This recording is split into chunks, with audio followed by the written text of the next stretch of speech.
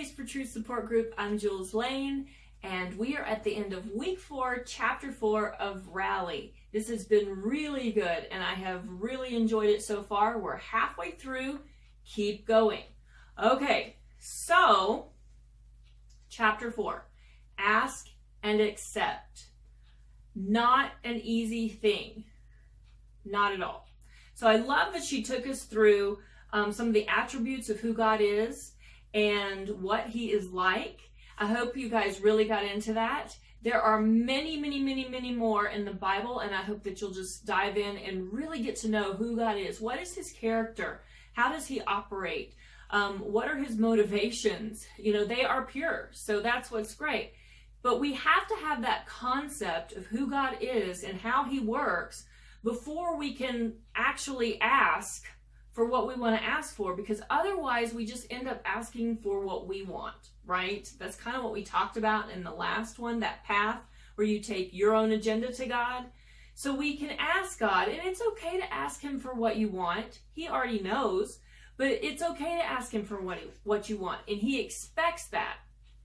And sometimes, as she indicated in this list here that she had, some of the reasons that God doesn't just automatically fix our trials or give us what we want is because we don't ask. And so it's very important to ask. Years ago, when we were trying to sell our first house, when we lived in another state, our neighbor next door, I don't know what was going on, but they stopped mowing their grass. And if you've ever put your house up for sale, it really is helpful if the neighbors on either side of you especially take care of their yards. Because if they don't, it kind of hurts the resale of your own house. So I was really upset about the fact that their grass was getting taller and taller and taller. And my husband had already moved out of state to his new job. And I was taking care of 4 small kids while trying to get the house packed up and ready to go. Chaos. So I knew there was no way I could go over and take care of the situation with the yard next door. I couldn't go mow it. I couldn't deal with it. We just had way too much going on. And finally, I just was so sick over it and worrying that I just, you know what? I've got to turn this over to God. And so I prayed and I said, Lord, I can't do it. I cannot control this situation. I cannot fix this situation. I need you to act on my behalf and fix it. And guess what? The very next day, my across the street neighbor came over and mowed that lawn. Completely out of character for this man, but he did. God completely took care of it. And it just wowed me. I was just, wow, God. So I just needed to ask last week when I was stressing about this, and I kept stressing about it and kept stressing about it. I just needed to go ahead and ask. And so sometimes he's just waiting for us to ask. And so if you're sitting there thinking, well, I don't deserve an answer to this, or I don't deserve the outcome I want, just go ahead and ask. But be prepared for the second half of that, and that is accepting his answer. And I loved this list. It's 10 things that she said typically are the reasons that God doesn't answer the way we want him to. And some of these jumped out at me very plainly this week based on what I've been dealing with. And one of them was that he wants me to rely on him. And maybe you noticed this too. Most of the things that I deal with have a theme where God wants me to rely on him. And it kind of goes back to this lie that she mentioned. There's 2 lies typically that we're believing, right? And the first one is, I can change everything that needs to be changed, including other people. So if you're like me sometimes where you try to control the situation, you just, okay, I'm going to jump in and I'm going to conquer this and take care of it and I'm going to fix it and take control of it and how can I work this out and blah, blah, blah, and your brain's just going 90 miles an hour trying to resolve things. Sometimes God is saying, whoa, Nellie, I need you just to settle down, realize who is actually in control, and trust me with it. So a lot of times the theme of the trials that I'm going through anyway have to do with my lack of trust.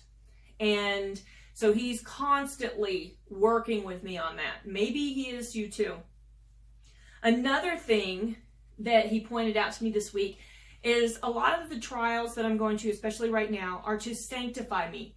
And that is to get out the gunk and the junk and everything that I've had and has been part of my identity for however long, my whole life, that's just who I am. That he's trying to sand off those edges and polish it up and go, no, we got to get this out of here. For you to go to that next level with me, Jules, you've got to we need this gone. We need to have a little surgery done here and cut this out and get rid of it and sanctify me. So my thoughts are closer to his thoughts. So my actions follow those thoughts.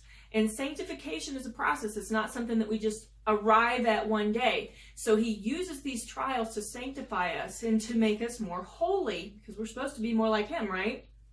So those were two of them. Another one, and this was the biggie. This one was big for me this week, is that he wants there to be consequences for sin. Yeah, none of us like to deal with that sin word. We like to believe that all of our trials are a result of somebody else's actions in our life, or just, Mother Nature or freak things that just kind of happen out of the blue. That's what we want to believe, that we didn't bring any of these things on ourselves, these trials on ourselves, but that's not true.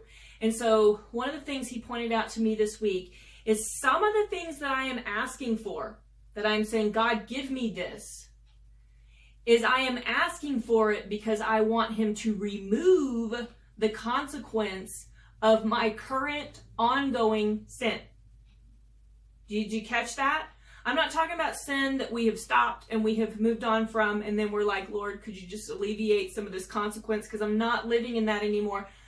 I'm talking about current, ongoing sin, and yet we're asking, God, I really don't want to deal with the consequences of this. Although we're not calling them consequences, we're calling them trials. And I really think that you should take this away, or you should heal this, or you should fix it. Not let the consequence of my sin be a reality in my life, right? I want to avoid those consequences. And that's human nature. We want to avoid pain, and we don't even want to have pain when we deserve it. But he showed me that some of the things that I'm asking for, I'm actually asking him to alleviate a consequence that is there because of my own actions. And so that was really convicting to me this week, that it just made me have to go, well, hang on a second. So I'm hanging on to idols, and yet I want God to alleviate the consequence of worshiping idols. But I'm still worshiping the idols. It's like the Israelites, whenever they complained about how these nations that they were supposed to drive out, like God told them, whenever I take you in the promised land, I want you to tear down all the idols. I want you to drive out the nations. But they didn't do that entirely. They left some of them there. And he had already warned them, if you leave these here, they're going to lead you astray, and there will be consequences. And then they were like, why is all this bad stuff happening to us? Why do we have these trials? And God said, hey, remember when I told you you needed to eliminate the idols and tear them down and get them out, and you didn't do it? Well, this is the consequence of where you are. He still showed them grace and mercy, obviously, because they turned back to him, and he was there and gracious. But see, that turning, and it's very interesting that when he called Gideon, to go to war and rescue the Israelites again, one of the first things that he said to him was, go tear down the idols. Go tear down the high places.